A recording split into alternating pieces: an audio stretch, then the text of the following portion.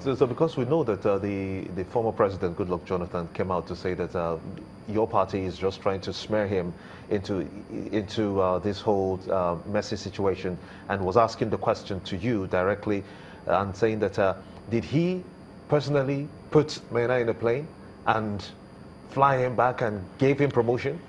Well, this is where the issue is, and we need to understand that governance is all about trust given to you and as a delegated authority of the people.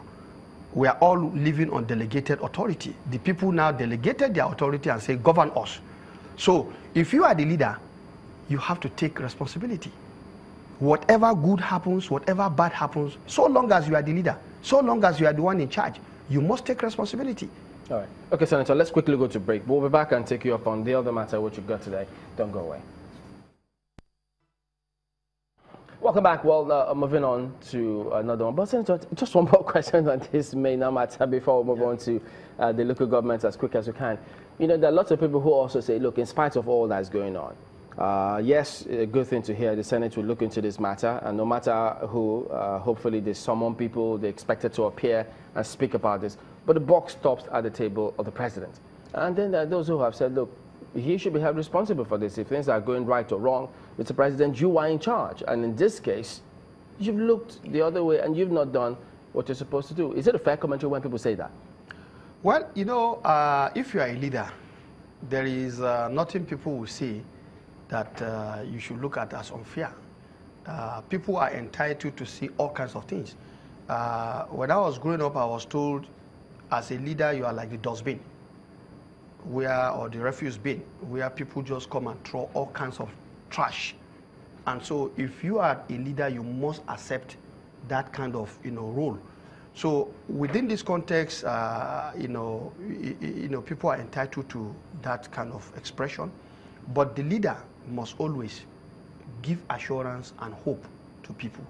And I think in this particular case, that has happened because the immediate action was, taken for him to be sacked and to also go in to look at.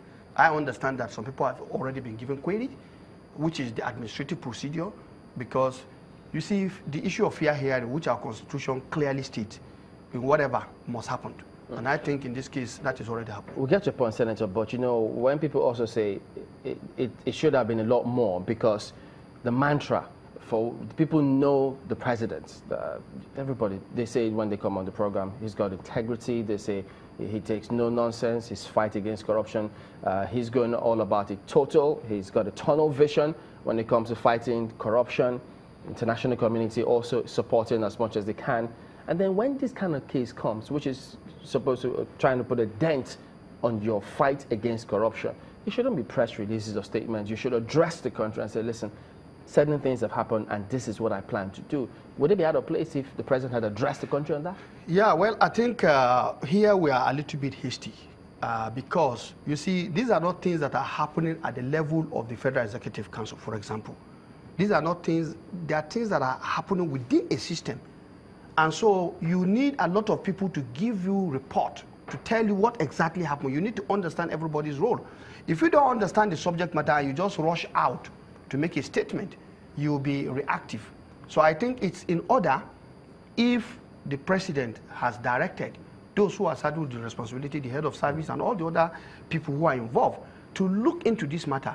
Now it is when they come up with their report and advise on what needs to be done that we will now begin to hold the president accountable. But I think the first immediate reaction was to say, oh, this particular person, based on all the antecedents, ought not to be in service. So make sure he's not in the service. Well, and Senator, I think he has taken the action. You know as well as we do, and as well as several other Nigerians do, that when it comes to reports, in some cases you may wait forever.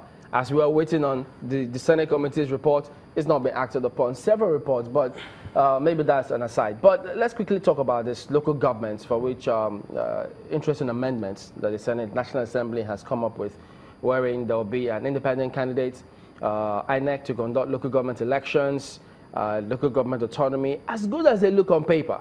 But why is it that, or did the Senate, or are they thinking, or National Assembly thinking about saying, okay, if we're going to do this and ensure that INEC conducts local government elections, now that people are talking about, look, we don't want a unitary system anymore, this points to unitary system.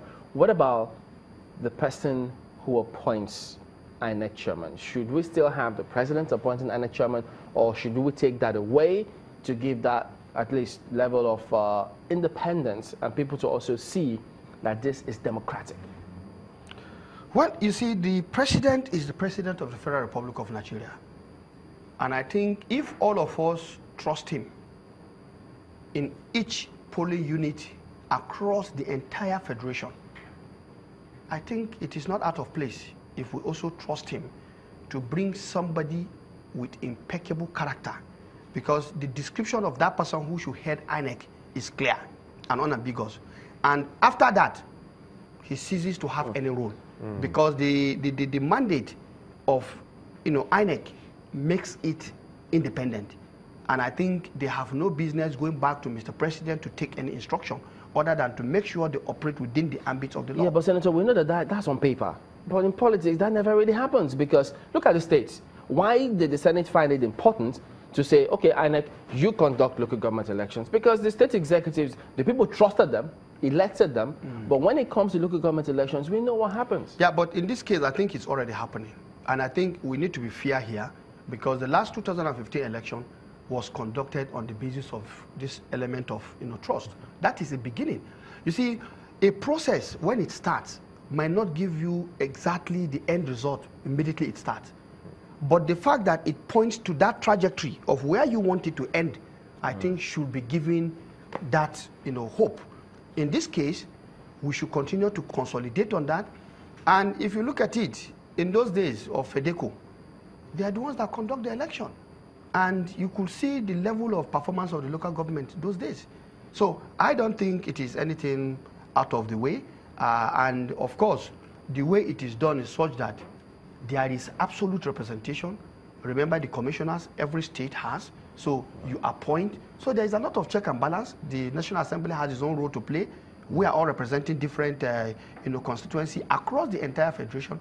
So it's left for us to allow it to work in a manner that at the end of the day, I will have hope that yes, the umpire is a credible umpire. And I think that is what is important. But, just one more before we go, about the state houses of assembly. Many have said, yes, this does look good, but they're not optimistic that the states will pass this. Yeah, there are quite some few states that are against it. But I think if you remember the last 7th assembly, I think they were shot by just about 2. And from the interactions we are having right now, the way it is done, I think I'm very hopeful that this time around it will come to pass. And moreover, with the challenges we are facing, all of us will be digging our grave if we kill the local government.